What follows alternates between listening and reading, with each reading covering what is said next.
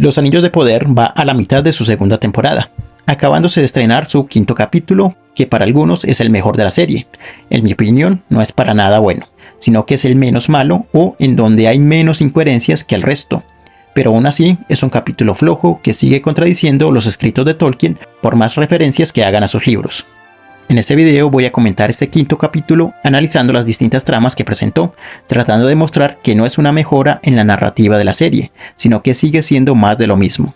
Para analizar este episodio lo haré mediante 3 modos de apreciar esta serie, comentando primero lo canónico que muestra en sus episodios, segundo lo que se inventa para narrar su propia historia, y tercero lo malo que resulta la manera en cómo combina tanto lo canónico como lo inventado para adaptar la obra de Tolkien.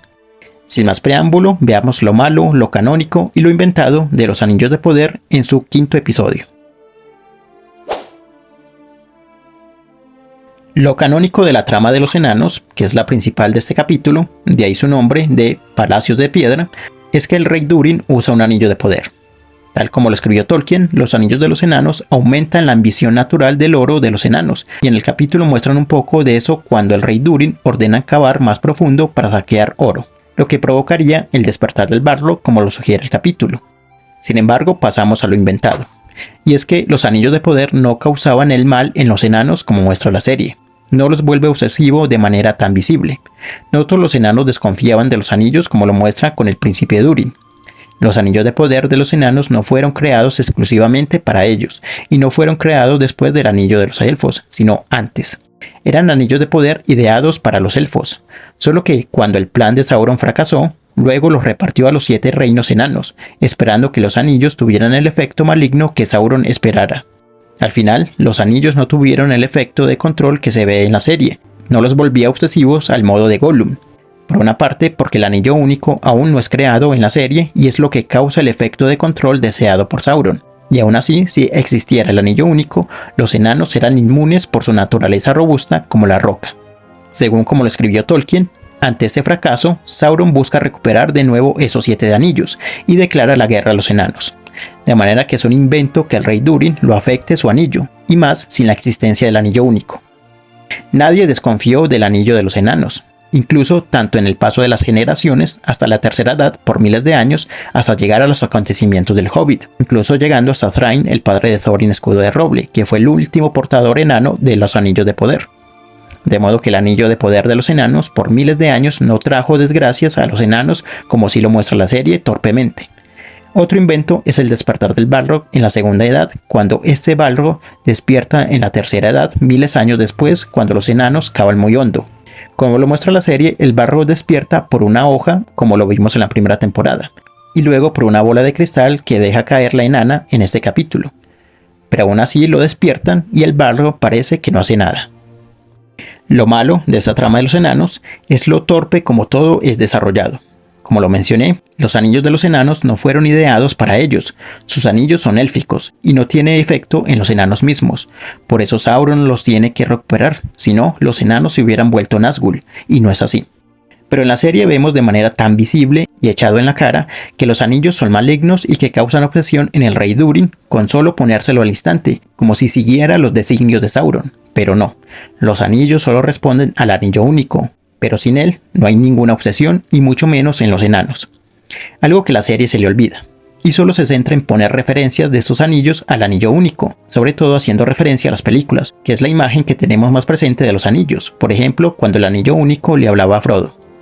O hace referencia de que los anillos causan obsesión como el anillo único, pero esta es una forma torpe de hacerlo. Otra cosa mala es la incoherencia que muestra con el mal de la montaña. Capítulos atrás se nos mostró que la montaña se derrumba porque el monte Orodruin explota, el Mordor, cuando es algo absurdo que afecte algo a muchos kilómetros, y casualmente afecta a esa montaña y no a otras. Pero luego presentan la amenaza del Balrog, cuando el mal de la montaña debe ser el despertar del Balrog mismo. Por eso se llama el mal de Durin. Entonces presentan un enemigo como el Balrog en la primera temporada, para luego olvidarse de él y poner otra causa del mal de la montaña causado por el volcán, y luego vuelven y se acuerdan del Balrog. Ello muestra las vueltas innecesarias en la escritura de esta serie, cometiendo incoherencias y confundiendo al espectador con esas tramas tan mal ideadas. y hacen todas estas incoherencias con el fin de justificar que los enanos acepten los anillos para curar la montaña, y que la obsesión del rey Durin lleve a cavar más hondo para despertar el Balrog, el cual ya había sido despertado en la primera temporada. Y todo esto para darle sentido al cambio del orden de la Forja de los Anillos que ha cometido esta serie, de manera que por no seguir el canon, terminan creando incoherencias narrativas y además ejecutándolas de manera muy torpe.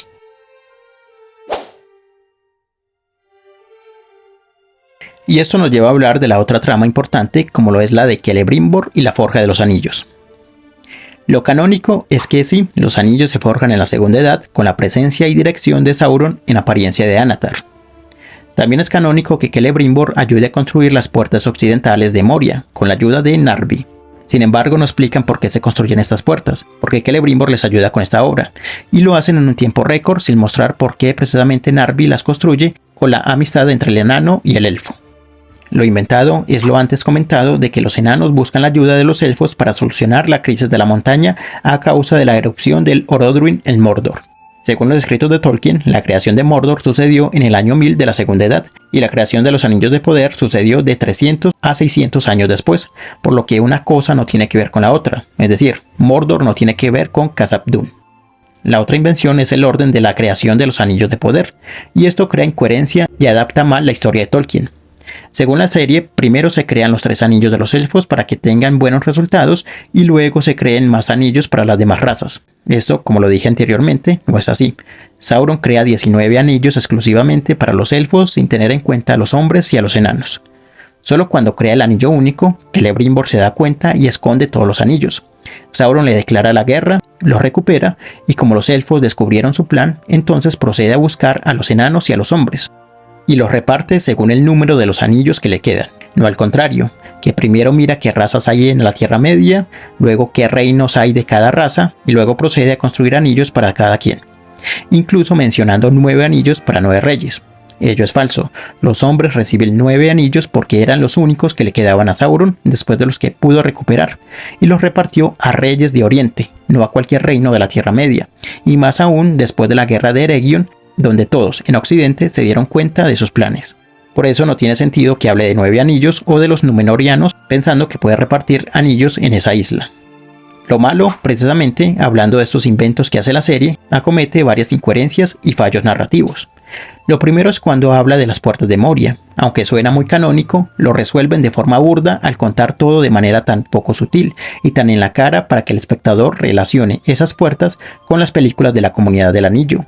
Además, todo lo hacen rápido y sin ninguna construcción interesante, porque solo lo que busca la serie es hacer referencias para que relacione esta serie con las películas de Peter Jackson. Lo segundo es que muestra a Celebrimbor muy alterado por la manipulación de Anatar con los anillos, cuando precisamente Celebrimbor se perturba cuando Sauron crea el anillo único, que es lo que despierta a los demás anillos de poder. Por eso no tiene sentido la escena en donde la elfa se pone el anillo, se vuelve invisible y ve la figura maligna de Sauron. Eso solo sucede con el anillo único, y los anillos de los hombres hacen eso transformando a los hombres en Nazgûl por su sometimiento al anillo único, pero sin el anillo único, de nuevo, los anillos de los enanos y de los hombres no tienen ese efecto que muestran torpemente la serie, de nuevo solo para hacer referencia a las películas de Jackson. Y pasando a Númenor, lo canónico de la trama de la isla es que Ar-Pharazôn toma el cetro y reina la isla.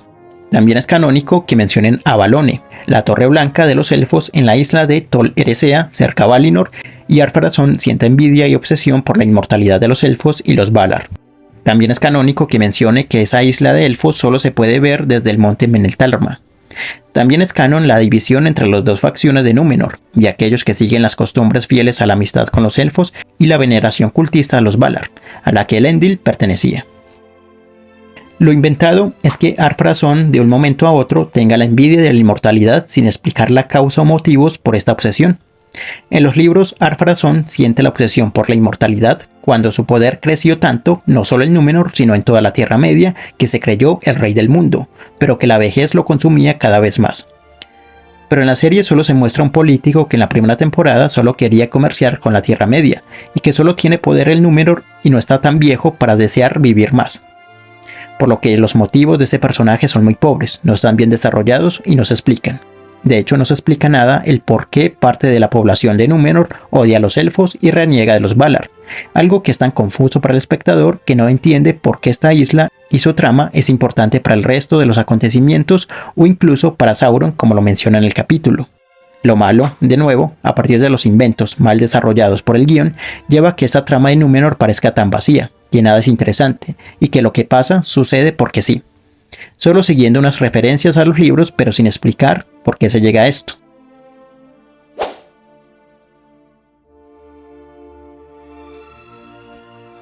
Para terminar, hablemos rápidamente de las tramas menores de este capítulo, como lo son lo de los tres elfos, Galadriel, Elrond y Gil-galad. Lo canónico es que Gil-galad tiene el anillo azul de agua, Binja.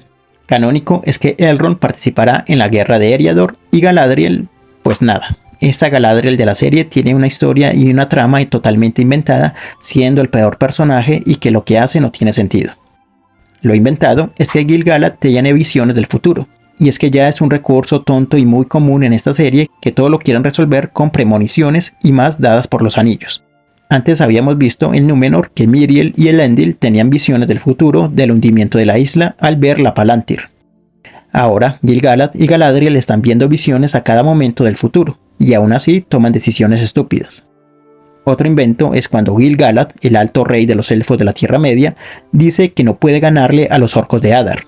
Bueno, empezando porque Adar es un personaje inventado, y es incoherente que estos mismos orcos de Adar, que en la primera temporada no pudieron ganarle a unos campesinos en el sur, ahora ya sean más fuertes que un ejército completo de elfos.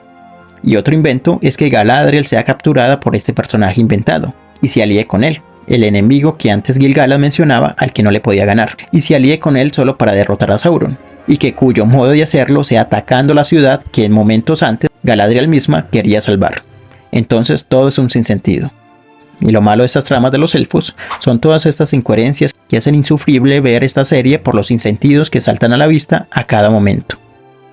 En conclusión, este capítulo, como toda la temporada y como toda la serie, es un despropósito que contraria a los textos de Tolkien y acometan incoherencias por sus propuestas narrativas. Y parece ser que lo único que les interesa, cuando por momentos se fijan en los textos de Tolkien, es hacer referencias, tanto a nombres muy concretos que no tienen que ver con la historia misma, o hacer referencias a las películas para que el espectador promedio las relacione con esas películas tan veneradas, y que así puedan rascar algo de eso, haciendo guiños, lo cual es mediocre y banal. Y bueno, hasta aquí este análisis del supuestamente mejor capítulo de la serie hasta el momento. Espero que hayas seguido mis argumentos y entiendas por qué este capítulo me parece flojo como el resto. Comenta qué opinas de lo visto en este quinto episodio. Tal vez después siga analizando los capítulos a futuro. No siendo más, un saludo y hasta pronto.